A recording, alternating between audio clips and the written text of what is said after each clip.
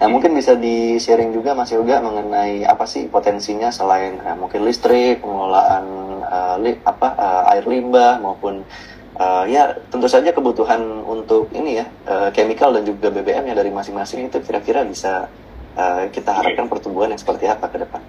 Oke, baik.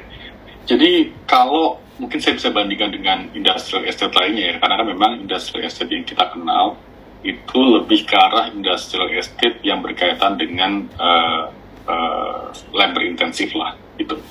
Nah, kalau di industrial estate tersebut penggunaan listrik per hektarnya itu kurang lebih sekitar 0,2 sampai 0,4 megawatt per hektar gitu. Tapi kalau misalnya di JP, karena rata-rata yang masuk ke JP itu merupakan heavy industry, penggunaan listrik per hektarnya itu bisa mencapai 1,1 megawatt per hektar. Jadi kan sudah bisa dilihat ya kurang lebih perbedaannya dibandingkan dengan industrial estate lainnya. Nah, sedangkan itu belum mencakup dari beberapa utilities lainnya. Seperti untuk air sendiri, kami sudah prediksikan mungkin ketika nanti sudah terjual sebagian besar, water requirement itu sekitar 800 sampai 860 liter per second, dan juga gas sebanyak 65 sampai 75 mmCFD ke depannya. Jadi ya memang selain electricity, air dan gas ini akan menjadi salah satu penopang dari recurring income untuk JP sendiri gitu. Jadi kita tidak hanya stop di penjualan tanah aja Mas, tapi kita juga menjalankan mengusahakan recurring income tersebut. Ya, menarik. Mungkin ada satu pertanyaan nih dari Pak Edi Susanto mengenai pencapaian selama kuartal 2. Kuartal 2 belum selesai ya, tapi udah ditanya nih pencapaian. Kira-kira bagaimana nih optimismenya terkait dengan pencapaian, apakah sudah sesuai target, dan ya mungkin kita bisa bicara lebih panjang juga terkait guidance panjang 1 tahun gitu, gimana Mas? Oke, baik. Sebenarnya kalau secara guidance kami sudah membuat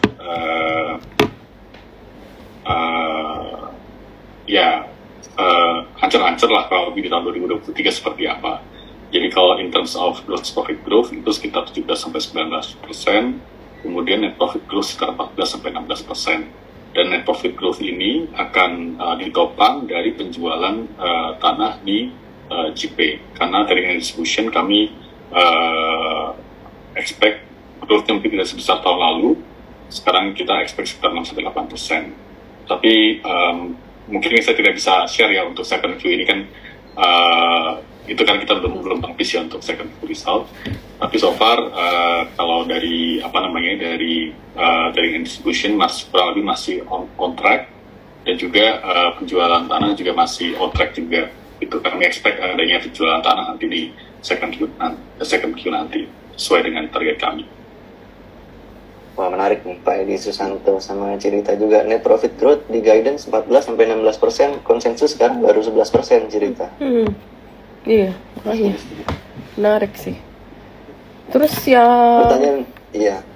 Yang land sales itu yang ada yang mau di book nanti ya, Mas Yoga? Iya, tapi kita belum bisa publish nama itu sih. Oh, oke. Kayaknya lumayan ya.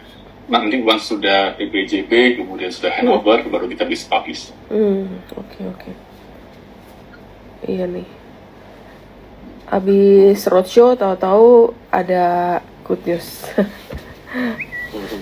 Terus sama kemarin itu kayak sering nggak sih Mas Yoga yang ngadain gratis 2 liter itu kalau setiap pembelian payday itu sering adain, apa rutin atau cuma sekali kemarin itu aja? Iya, memang kita rutin untuk mempromosikan BPAKR kami ya. Jadi setiap pembelian 25 liter itu gratis 1 liter, dan ada beberapa occasion juga kalau beli sekitar 30-an liter bisa gratis 2 liter. Jadi ya memang kita masih dalam posisi ekspansif ya in terms of BPAKR ini, karena memang kita baru mulai di tahun 2018 cara operasionalnya, dan kemudian juga ada COVID kan ya, jadi memang mobility dia terlalu banyak, jadi memang kita kurang lebih kehilangan kesempatan ekspansif selama 2-3 tahun. Nah makanya di tahun ini dan beberapa tahun ke depan kita expect akan secara agresif memperkenalkan PPAKR ke depan. Gitu. Oke. Dan sebenarnya kemarin ada pertanyaan juga bagaimana soal EV, karena kan sekarang kan lagi booming soal EV, Iya, EV plastic and electric vehicle. Dan memang sebenarnya gini, kita memilih BP itu bukan karena kapabilitasnya aja untuk menjual bahan bakar retail, tetapi kalau di UK sendiri sekarang mereka sudah memiliki namanya BP Pulse. Jadi di setiap charging stationnya itu mereka di setiap SPBU-nya itu sekarang sudah memiliki charging station, begitu. Jadi jadi mereka sudah acquire kalau nggak salah tahun 2018 namanya Charge Master. Itu merupakan teknologi high voltage charging di mana kurang lebih orang-orang bisa charge sekitar dari 15% capacity mungkin bisa sekitar 50% gitu. Dan rata-rata kan kalau di Indonesia biasanya ngisi bensin kalau bisa udah mepet-mepet gaji ya. Benar-benar. Jadi biasanya jadi kita selain itu juga kami kurang lebih mengadaptasikan format SPBU dari BP di UK, di mana mereka punya Marks and Spencer kan, Marks and Spencer yang kurang lebih hampir mirip seperti Alfamart di Indonesia. Mereka ada convenience store di sana. Jadi at least kita membangun kebiasaan lah orang-orang untuk spend waktu sekitar 10-15 menit di SPBU tersebut. Sehingga nanti ketika elektrifikasi sudah mulai berjalan, ya orang-orang sudah terbiasa untuk spend waktu di PPAKR di SPBU-nya. Jadi selain dari penjualan fuel juga, kami juga ada revenue sharing dengan beberapa partner kami partner retail kami di SPBU tersebut seperti Kopi Tuku, Alfamart, Kopi Kenangan dan lainnya. Oke. Ya jadi kayak di luar negeri kan kadang kita ada namanya toilet stop ya. Kadang-kadang mungkin ini manfaatnya kurang lebih kayak jadi orang sambil ngisi atau recharge mereka juga bisa ke toilet stop kemudian belanja ya baru lanjutin jalan lagi ya. Iya benar. Oke, menarik. Oke, kemudian ini masih ada pertanyaan lagi ya tadi ya, Mas Robert? Ya, ini ada pertanyaan dari saudara Shiro mengenai kontribusi chemical ke industri tekstil nih. Mengingat ya mungkin kondisi dari industri tekstil itu sedang menurun ya sekarang ini. Tapi gimana menurut Mas Yoga outlook-nya? Oke, jadi kalau dari klien kami, terutama di tekstil itu memang secara porsinya menurun ya, karena memang sekarang new demand-nya dari nikel dan alumina. Jadi memang untuk yang tekstil sendiri mungkin sekarang sedang lesu ya, tetapi secara porsi kliennya AKR sekarang ditopang dari smelter industries. Dan memang kalau dilihat dari growth-nya sendiri yang saya sudah jelaskan di awal tadi masih cukup signifikan ya. Jadi meskipun tekstil sekarang sedang overall menurun secara konsolidasi ya sekarang ya, keuntungan kami untuk mendistribusikan ke general market adalah kita tidak terlalu terpusat oleh satu sektor gitu. Jadi ketika ada satu sektor lainnya turun, sektor lain juga pasti ada yang naik gitu. Jadi in terms of sales volume kita masih strong, masih on track juga. Jadi dengan adanya tekstil yang cukup menurun ini bisa digantikan oleh sektor yang lain. Ya, menarik sekali karena terkait dengan siklus industri juga ya, tekstil turun, tapi nikel, copper smelter, bauxite smelter itu lagi naik kan demand-nya, terutama di caustic soda dan sulfuric acid juga kan. Jadi lebih luas lah. Nah, AKR ini bisa ke beberapa industri.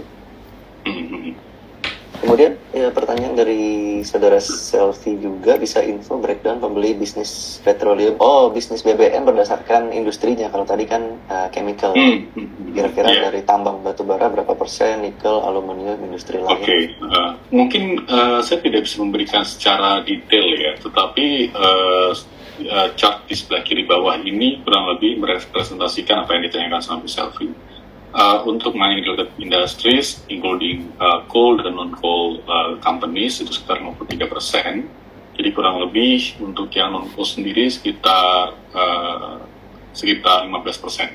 Sekarang yang non-coal industry. Kemudian sisanya itu ke general market ya, seperti plantation, power plant, dan juga manufacturing dan general industries lainnya. Untuk retail, so far dari BDAKR kurang lebih sekitar 3%, dari subsidized fuel yang dipercayakan oleh pemerintah itu sekitar 3%. Jadi kurang lebih itu breakdown. Ya, menarik ya. Hampir sama juga dengan mengenai bisnis chemical tadi, bahwa adalah siklus-siklus di mana industri tertentu itu juga mengalami kenaikan maupun penurunan. Namun ya terlihat di sini secara kontribusi beberapa industri ya tentu dengan kekuatan jaringan logistik yang dimiliki tentu akan lebih memudahkan untuk bisa ekspansi ke beberapa wilayah, beberapa industri juga ya tentunya.